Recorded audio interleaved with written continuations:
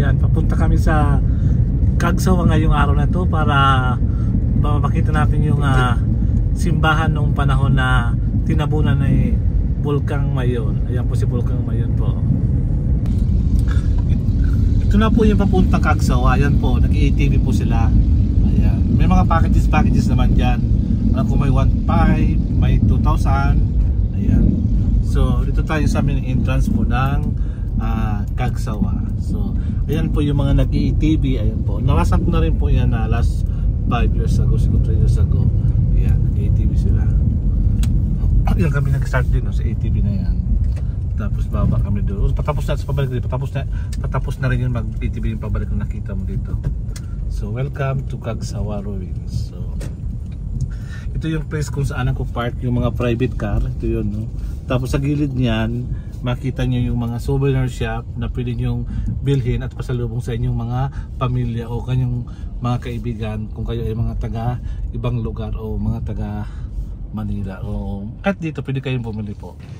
So dito tayo ngayon sa mga souvenir shop dito po sa malapit sa Cagsawa Ruins po. Maraming tiba-tiba lang silang mga mabibili po dito na mga souvenir shop at mga pasalubong katulad po ng mga keychain, mga ganito po, yung mga hasili, yung mga keychain na ganito yun, no? Ito yan si Cagsawa. Meron din silang mga magnet, Fred's magnet at may mga bag po na mga handicraft bags po. Ayan, ayan. Akas 5 ito, maganda siyang maganda yung kulay niya. Nagbili na ako nung kada. Maganda rin to. Ito. Mamila ka mamaya pagtapos din sa pagpunta namin sa Cagsawa. Bibili tayo mga pasalubong papuntang Nueva Ecija. So may mga matiba-tiba silang mga ano tawag ito, mga pulseras, mga ganyan. So, mga bag sila. May mga rosary lang sila made of shells to po. So dito lang yan sa Cagsawa Ruins po sa Albay. Sa Albay. Ayan. Yes po, pili na po. Mamaya na po at pupunta muna kami sa loob. Ayan. Yung main entrance po dito sa Cagsawa Ruins. Kailangan muna kami bumili ng picture dito. Tapos ang main entrance po dito ay pagpasok nyo dito, ayan yung mabubungad sa inyo, yung napakagandang Bulkan Mayon ng Albay. So pupunta tayo ngayon dito sa Cagsawa Ruins po. Ito yung simbahan na tabugan ba yun? Tabunan. Natabunan ng Bulkan Mayon noong 1898 ba yun? 1898. Kumala natin sa parallel na Republic. So, ito na tayo dito.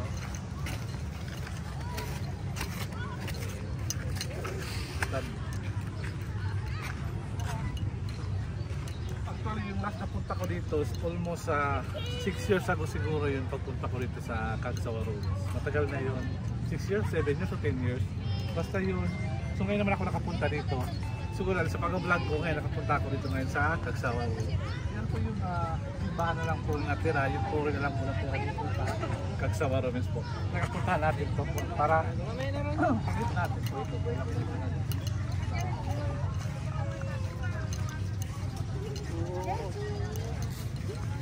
Kakmutan. Kailan po na historical marker. At tawag ito historical marker po. Ayan po yung information regarding po dito sa simbahan po ng Daraga ng Cagsawa. Ayan po yung information po. It was nasa kwa siya. Was born on 25, 16 Tarik. Noong July 28 daw po ito ay natabunan po itong simbahan na ito. Ito yung marker po. So yan po yung lugar po. Yung lang yung tore. So ayan. Pasok. Ito maganda si Mayon. Ayan. Sabi doon si Mayon, paka-majestic doon si Mayon na pag siya'y nakakaroon ng mga tipak-tipak sa kanyang cone, ay siya naghihilom siya. Ang paghilom niya ay siya nagbubuga siya ng mga laba uli, pero hindi naman nakapekto yung tao. Para yung ibig sabihin ko, yung paglaban niya, sige lang siyang buga para lang ma-perfect ulit yung cone niya. Yun lang po yung sabi na napakahiwaga po ni Mayon po. Ayan po si Mayon. Ayan. Ito, yan yung remnants po nung remnants po nung ito yung simbahan. Yan po, part po yung simbahan yan. Yung mga nakita niyo dyan. Yung iba po inaanod na po ng laba. Yung simbahan niyan. Tapos, ayan, yan yung mga bato-bato nila, yung mga simbahan. Halika ito. Punta natin dito yung ibang place dito na makita nyo din sa anong panahon. Ayan o. Ayan yung mga bato-bato. Yung panahon kasi, yung panahon ng mga basimbahan kasi made of stone. Kaya po yung mga natira po ng panahon na ito ay nagkaroon ng sinabulo ni Mount Mayon. Kasi nagalit si Mount Mayon siguro. At kay sinabulo niya buong simbahan. Ito lang makita nyo. Ito, part pa ito ng simbahan. Yun lang yung tour nakita nyo.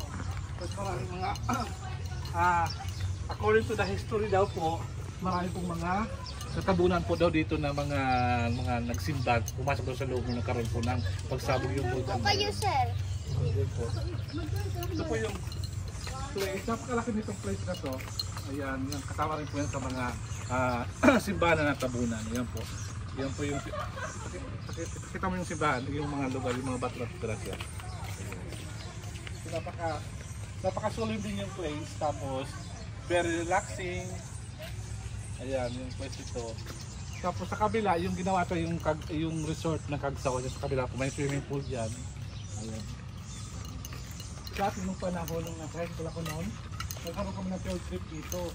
Pero wala pa rin, nagbago yung pa rin, kasi di ba nasa Historical Commission na pag dineclared na to ng Historical Commission na part of the history, hindi tayo pwedeng gumalaw o mag-destroy ng mga historical places. Yun. Ito yung place po ng Mayon. Ito lang po yung natira. Ayan.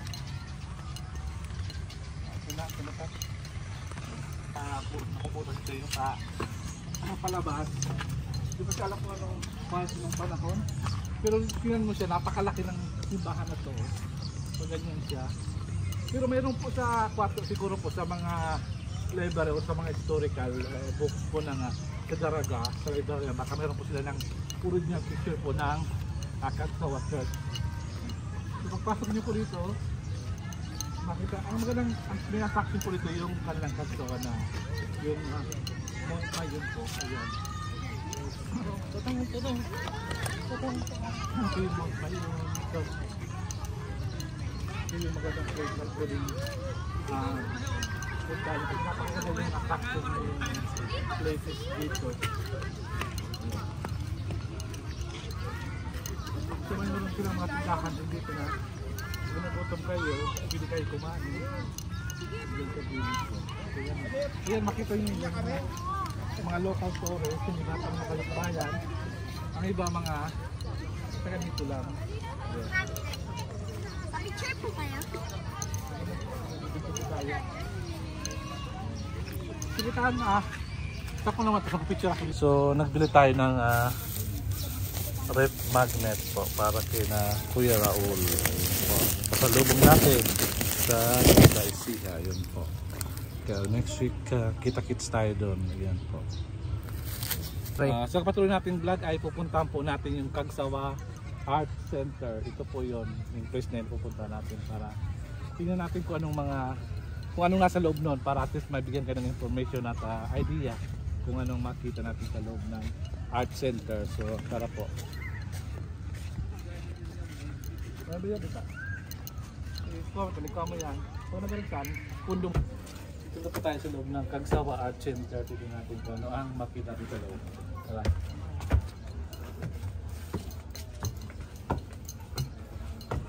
Ito po yung exhibit po ng Kagsawa Art Center. Makita niyo po yung mga painting na dito po.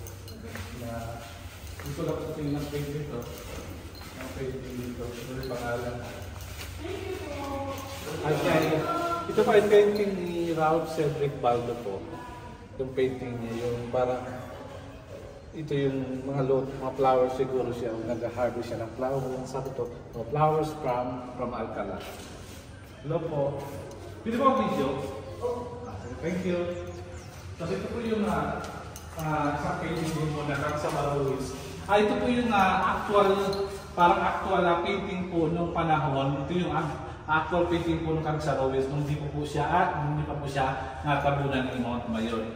Itong painting po ay by kay Larry Quirona po. Ang ibig sabihin po, tama, Kagsawar Church noong 1840. Ayan po yung picture po. Pero meron po niyang original picture po, baka nasa Daraga Library yung pinaka-original picture niya para makita niyo po yung totoong picture po noong panahon niyang Kagsawar Church po.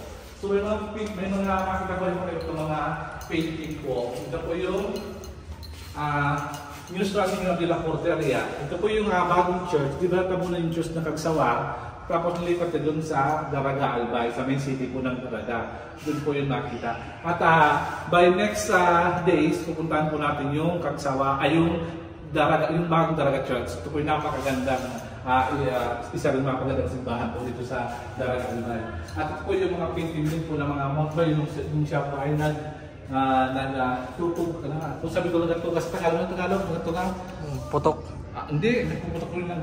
Nagalabas po ng lava tapos mga ashes. Iyan po, ito yung painting po. Ito yung painting naman po kay Neil Jordan Jerusalem at kay Golden Horizon. Ang sabi nito ay kay Rebecca ko at kay Cedric Baldo rin po yung itong mga painting dito. Ayan po, napakaganda po yung mga painting po dito sa Kagsawar Center po.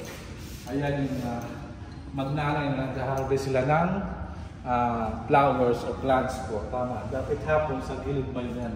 Ganyan po yung kasi po meron po dito yung kung matandaan nyo po yung anong barangay yung sa yung mga taniman ng mga bulaklak dito sa Daraga. Papuntang Alcala, ang lugar to? Ang lugar mo yun? Yung Alcala Malabog, yung taniman ng mga bulaklak pag hina-harvest natin, doon po yung mga bulaklak galing po sa barangay na yun. Nakalimutan mo na yung barangay yung basta yun po. So ayun po, ito pa rin po yung mag-ibat-ibat klase ng painting na Mount Mayon. So yung pagsabog, pati yung napalag dito. Ito kay Larry Quirona, yung Mayon Eruption. Napakagandang painting yan. Tapos ito yung mga sa lukot ba yan? Ito yung ginagamit na ng pag-harvest ng mga flowers, vegetables, ayan. Wala ka. Ito lang ang pangalan ko ay Summer Bloom daw, pero may pangalan makarap ito. Isa rin po ito nagkatanim po dun sa barangay Malubak. Basta yung lugar po dun sa malapit sa Mount Mayon. Ayan po. Kasi po fertile po yung plants kasi kahit anong tanim po na ay mga mataba yung mga tanim nila. Kagaya ng mga vegetable at mga flowers po na. May mga summer season po na mga flowers at tanim yun. Kagaya po dito yung Buracan, Alcala. Ay sa Alcala po, yung Alcala. Sa Alcala. Yun po yung mga bulaklak. Tuwing yung All Saints Day, araw ng mga patay po ay nag-harvest po dito ng mga bulaklak para po ibenta sa ating mga dito lang bibigyan para yung kalit ng mga minamahal buhay sa cemetery. Yan po. Ito po yung sarili po itong painting. Sila po ay nagbibenta ng mga prutas. Ayan. Kay Larry Quirona rin itong painting ito. 20 pesos, 1/4. Ito daw yung price nung binibita ng mga prutas. Napakaganda guys ng magandang mga painting. Ayan.